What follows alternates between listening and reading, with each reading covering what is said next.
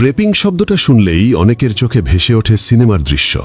মাটির নিচে বাংকার, দেয়ালে ঝোলানো অস্ত্র, ক্যানজাত খাবারের স্তূপ আর দুনিয়া ধ্বংসের অপেক্ষা।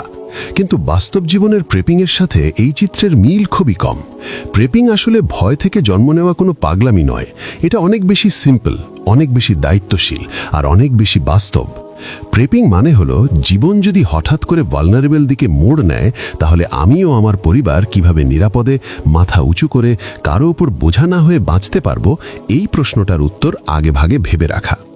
আমরা এমন এক সময়ে বাস করছি যেখানে আমাদের মাথার ভেতর একটা ধারণা ঠুকিয়ে দেওয়া হয়েছে সব সময় সবকিছু পাওয়া যাবে। বিদ্যুৎ থাকবে, পানি আসবে, দোকান খোলা থাকবে, মোবাইলের নেট থাকবে।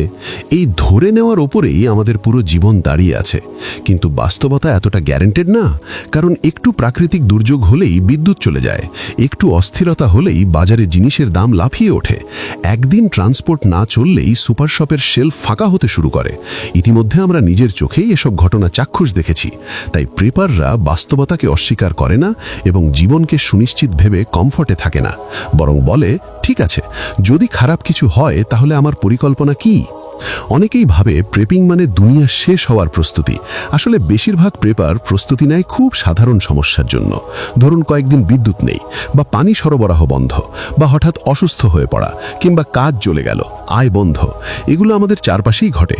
প্রেপিং মানে এই না যে আপনি সমাজ ছেড়ে পাহাড়ে চলে যাবেন, বরং এর মানে হলো সংকটের সময় আপনি অন্যদের মতো লাইনে দাঁড়িয়ে হাত পাতবেন না, পরিবার নিয়ে আশ্রয়ের জন্য হাহাকার করবেন না। একজন সচেতন মানুষ যখন প্রেপিং শুরু করে, তখন সে বড় কিছু দিয়ে শুরু করে না। সে খুব সাধারণ প্রশ্ন করে, আমি যদি 3 দিন বাজারে যেতে না পারি, আমার ঘরে খাওয়ার কি আছে? বিদ্যুৎ না থাকলে পানি পাবো কিভাবে? হঠাৎ অসুস্থ হলে বা আয় বন্ধ হলে কয়েক মাস টিকে থাকার মতো ব্যবস্থা কি আছে? প্রেপিংয়ের আরেকটা খুব গুরুত্বপূর্ণ দিক আছে যেটা অনেকেই ভুলে যায়। প্রেপিং মানে শুধু জিনিস জমিয়ে রাখা না। খাদ্য, পানি, জিনিসপত্র এসব দরকার, কিন্তু এগুলোর চেয়েও বড় সম্পদ হলো দক্ষতা। রান্না করতে জানা, খাবার সংরক্ষণ করতে পারা, ছোটখাটো মেরামত করা, প্রাথমিক চিকিৎসা জানা, এই জিনিসগুলো জানার গুরুত্ব অপরিসীম। জিনিস ফুরিয়ে যেতে পারে, কিন্তু দক্ষতা কেউ কেড়ে নিতে পারে না। এই কারণেই প্রেপিং ধীরে ধীরে মানুষকে কনজিউমার মেন্টালিটি থেকে বের করে আনে। এই জায়গায় এসে প্রেপিং আর অফগ্রিড বা সেলফ সাফিসিয়েন্ট জীবন পরস্পর হাত মিলিয়ে চলে। অফগ্রিড জীবন হলো একটা স্ট্রাকচার, একটা বাইরের ব্যবস্থা, আর প্রেপিং হলো ভেতরের প্রস্তুতি। আপনি যদি মানসিকভাবে প্রস্তুত না হন, তাহলে সবচেয়ে সুন্দর অফগ্রিড সেটআপও কোনো কাজে আসবে না। আবার ছোট ছোট প্রেপিং হ্যাবিট, যেমন ঘরে কিছু অতিরিক্ত খাবার রাখা, পানি জমিয়ে রাখা, প্রয়োজনীয় কাগজপত্র গুছিয়ে রাখা, এইগুলোই মানুষকে ধীরে ধীরে স্বাবলম্বী চিন্তার দিকে নিয়ে যায়। প্রেপিংয়ের সবচেয়ে সুন্দর দিক হলো এটা মানুষকে আতঙ্কিত করে না, বরং উল্টোটা করে, শান্ত করে।